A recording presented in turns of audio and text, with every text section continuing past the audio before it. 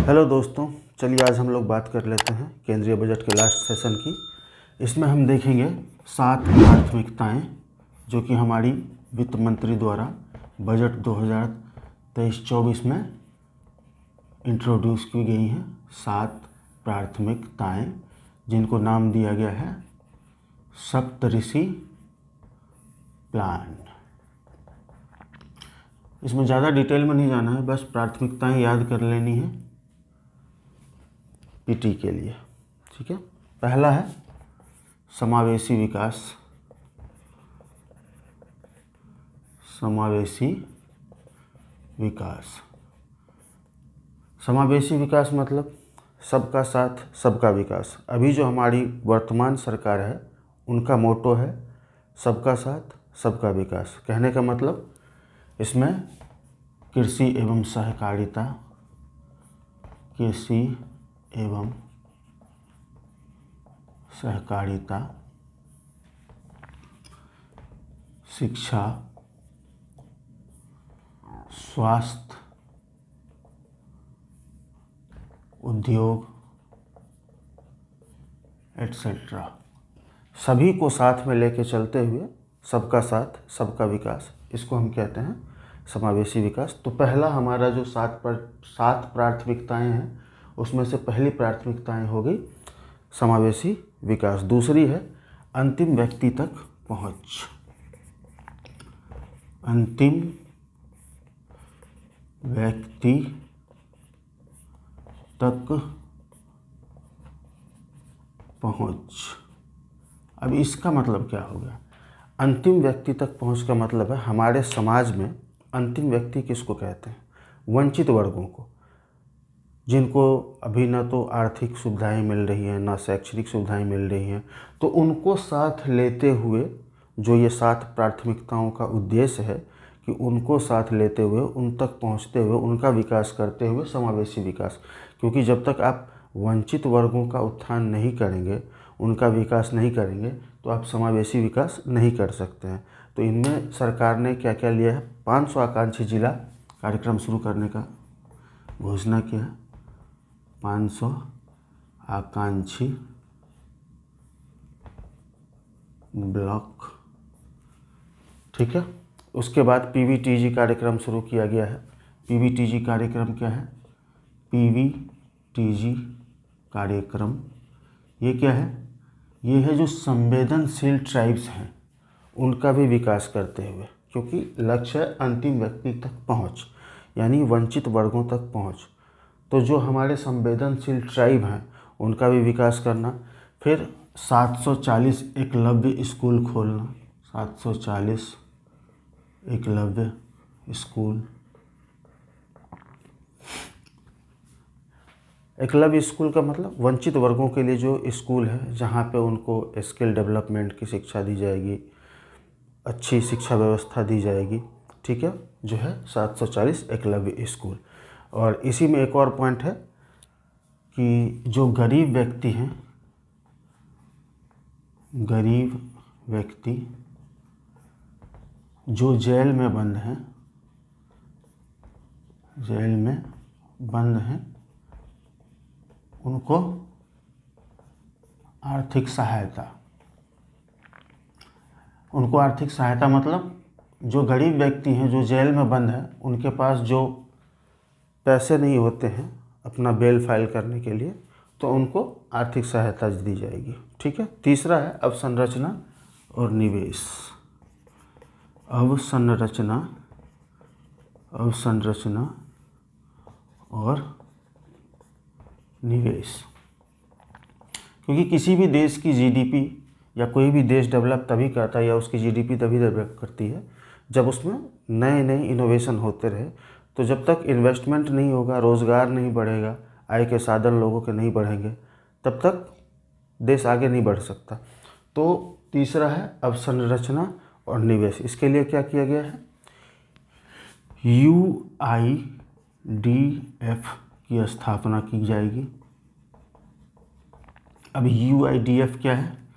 यह है urban investment development fund. फिर से सुन लीजिए, अर्बन इन्वेस्टमेंट डेवलपमेंट फंड की स्थापना की जाएगी।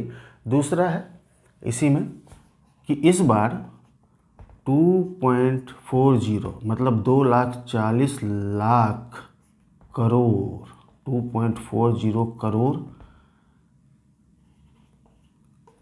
के निवेश का आवंटन किया गया है। किसमें? रेलवे में। और ये अभी तक के बजट का, आज तक के 2023 तक के बजट का सबसे बड़ा निवेश है रेलवे में। 2.40 लाख करोड़ का निवेश किया जाएगा अवसंरचना और निवेश में। ठीक है। अब चौथा देख लेते हैं हम। इसमें है सक्षमताओं को सामने लाना। सक्षमताओं को सामने लाना मतलब हमारे देश के जो युवा हैं या जो स्किल्ड वर्कर हैं उन सभी के क्षमताओं का विकास करना, उनको सामने लाना। ठीक है। जिससे कि हमारे देश की जीडीपी में उनका योगदान हो। जब वो आय करेंगे तो जीडीपी में जुटेगा, या जब वो कोई उद्यम करेंगे तो लोगों को रोज़गार मिलेगा। लेकिन उनकी क्षमताओं का विकास करना ये सरकार की दायित्व है। ठीक है। इसके लिए क्या किया गया है? आईगोट नामक एक ऐप लाया गया है। ये क्या है? एकीकृत ऑनलाइन पोर्टल है। ठीक है।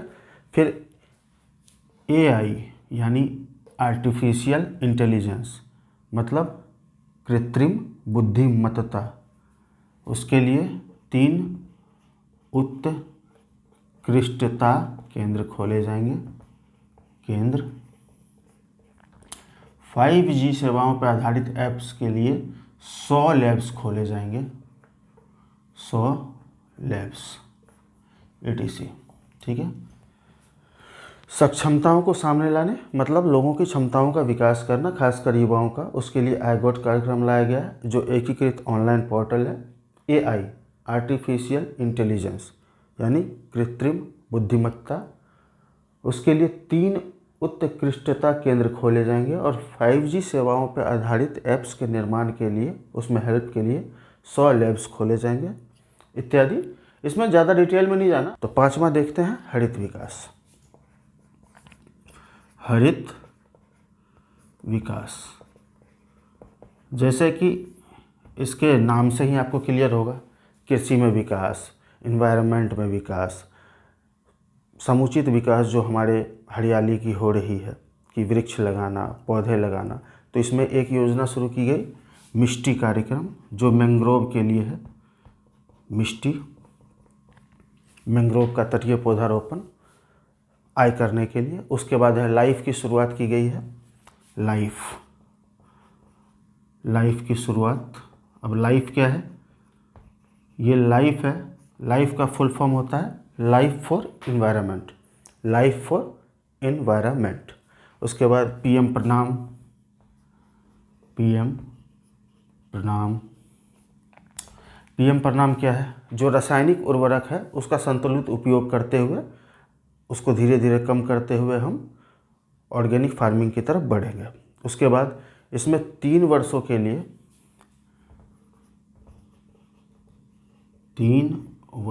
लिए 1 करोड़ किसान को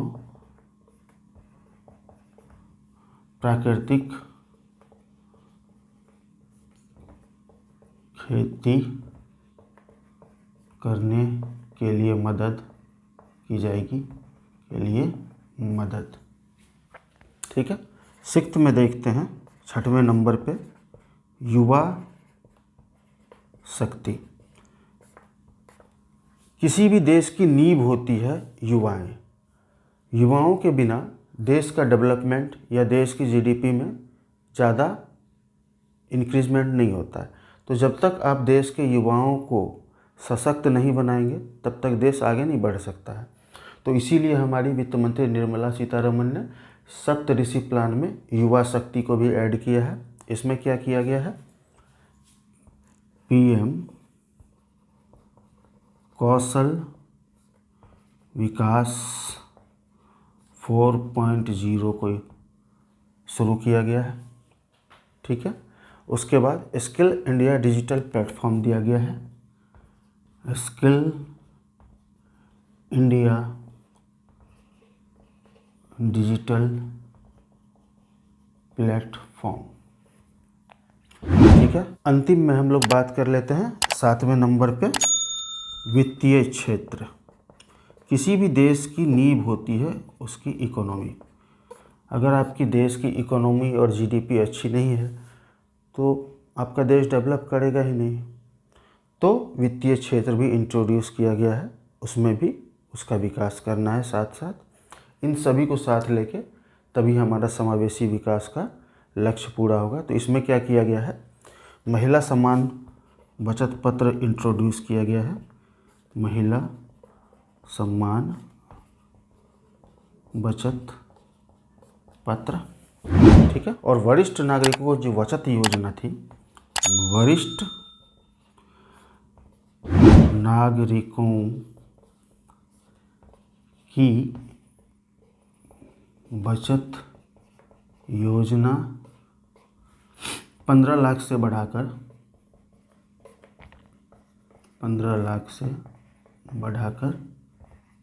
30 लाख किया गया। ठीक है, तो ये थी हमारी 7 प्राथमिकताएं, सप्तऋषि प्लान। फिर से समझ लीजिए, ये ज़रूरी नहीं है कि आपको इसी ऑर्डर में याद करना है, आपको पहले कोई सा भी याद रहे। बस मैटर ये करता है कि आपको बस ये 7 प्राथमिकताएं जो सप्तऋषि प्लान है उनको याद कर लेना है।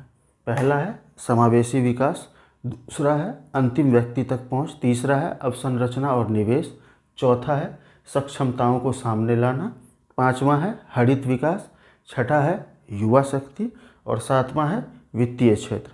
आई होप आप सभी को ये वीडियो अच्छी लगी होंगी और सब समझ में भी आ गया होगा।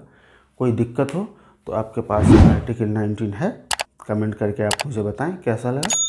मिलते हैं नेक्स्ट सेशन में। Thank you so much.